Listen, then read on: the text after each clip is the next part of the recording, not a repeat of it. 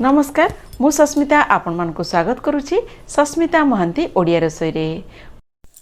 आज मु आपण मानकु फाळ चोपा लगा मुग डाली रे खिचड़ी तयारी करी देखेबी जोटा तयारी करबा बहुत सहज आ खाइबा को एटा बहुत टेस्ट लागिबो। आगु को मार्गशीर मास गुरुवार आछि गुरुवार रे एमती खिचड़ी तयारी करी आपण माने खांतु। तेबे चलंतु तयारी करबा स्टार्ट करबा। एथि पई मु एठी अरुआ चावल नेछि आ मुग डाली को धोईकी नै जाईछि। मुझे 1.5 कप अरुआ चाउल नहीं आ 1 कप मुग डाली नहीं दीटा जाक 10 मिनिट है पानी रे भिजई देती। देखो एमती फाड़ चोपा लगा मुग डाली मार्केट रे आपको इजिली मिल जाको भल भाव में धोईदेवे। धोइला परे कम से कम 10 मिनिट पर भिजेकी रखिदेवे। एना गोटे प्रेसर कुकर नेली। प्रेसर कुकर रे मु 3 बड़ चामच घी पकईदेवी। चाहिए आपण रिफाइंड ऑयल रे भी करि परिबे। घीटा को गरम होला परे एथिरे मु 1 टीस्पून जीरा पकईदेवी। जीराटा फुटिला परे एथिरे सुखिला लंका पकईदेबा आउ तेजपत्र भी पकईदेबा।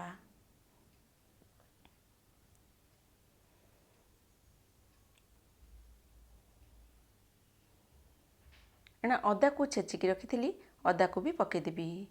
किछि समय पई अदाटा को भाजिबा जेमती हल्का गोल्डन ब्राउन हे जिवो।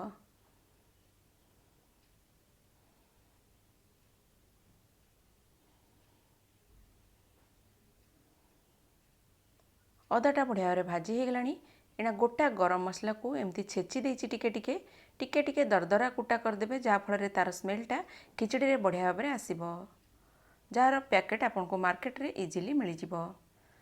बर्तमान गरम मसला को भल भाव में मिक्स करदबा। एना गोटे टमाटर को काटिकी रखिछि ताको पकई देली।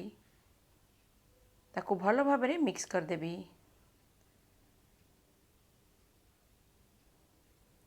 एना टिके लुण पकई दूची। एका संगे मु लुण दे दूची जेमती खिचड़ी रे जेतिकी लुण लागिबो से हिसाब रे मु एका संगे दे देली। चाहिए आपण प्रथम अल्प दे परिबे परे आ लुण ऐड करि परिबे। टमाटरटा सिझिबा पई टिके पानी ऐड करनेली। देखंतु टमाटरटा बढ़िया भाव में सिझी गलानी। एना एथिरे गरम मसला 1 टीस्पून पकई देली। हल्दी पाउडर भी पकई देबा। ताको भल भाव में मिक्स करनबा।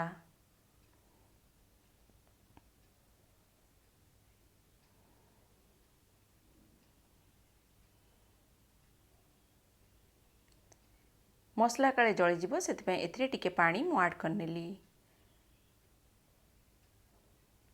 मसलाटा को किछि समय पई कसी नबा।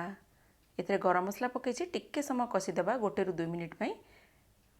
देखंतु मसलाटा बढ़िया भाव में कसी हे गलानी।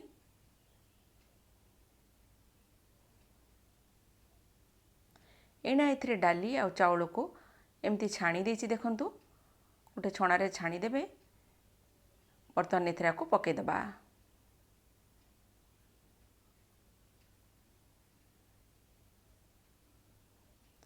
पकेला परे भल भाव में मिक्स करनबा। एना चाउल और मुग डाली को किछि समय पई टिके भाजी नबा। जेंती भाजी होला परे चाउलटा खिचड़ीटा गोटा गोटा रहइबो खाइबा को भी बहुत भल लागिबो। देखंतु केमती दाना दाना हे जाइछि। आ किछि समय भाजिला परे एना एथिरे हमें पानी ऐड करिबा। मु एठी 7 कप पानी ऐड करूची। एना पानी को पकई देबी। प्रथम 5 कप दूची।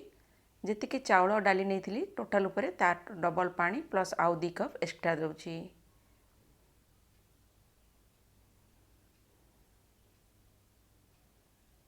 जेमती खिचड़ी और चाउल उपरे टिके पानी रहिबो देखिकी आपण ऐड करिवे। एना आउ 2 कप पानी मु ऐड करनेबी। मुठी 1.5 कप चाउल आ 1 कप डाली नहीं थी मु तार डबल पानी आ प्लस 2 कप एक्स्ट्रा मु पानी देली। एना गैस र फ्लेम को मीडियम रखिकी 4टा हुइसिल आसिया पई छाडी दबा। आपण आपणकर प्रेशर कुकर हिसाब रे केतेटा हुइसिल आसिले हबो से हिसाब रे टाइम एडजस्ट करिवे। 4टा हुइसिल आसिला परे मु बर्तमान 4टा हुइसिल हे गलानी आ प्रेशर को रिलीज करबिनी। गैस र फ्लेम को बंद कर देबी। प्रेशर आपे आपे रिलीज हबो। तापरे आमे देखिबा खिचड़ीटा हेछि कि नहीं। एना देखंतु प्रेशर रिलीज हे गलानी। आपन को खोलिकी देखौछि। देखंतु केते बढ़िया भाव में खिचड़ीटा हे जाइछि।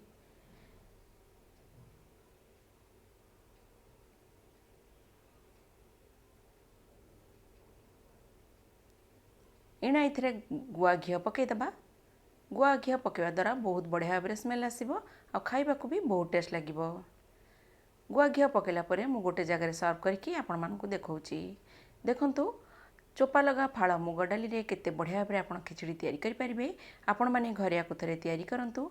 आ जदि मोर वीडियो आपण मानकु भल लागिला तेबे मो वीडियो को लाइक शेयर सब्सक्राइब करिया को भूलंतु नाही। तेबे पुणी देखा हबो गोटे नवा वीडियो रे।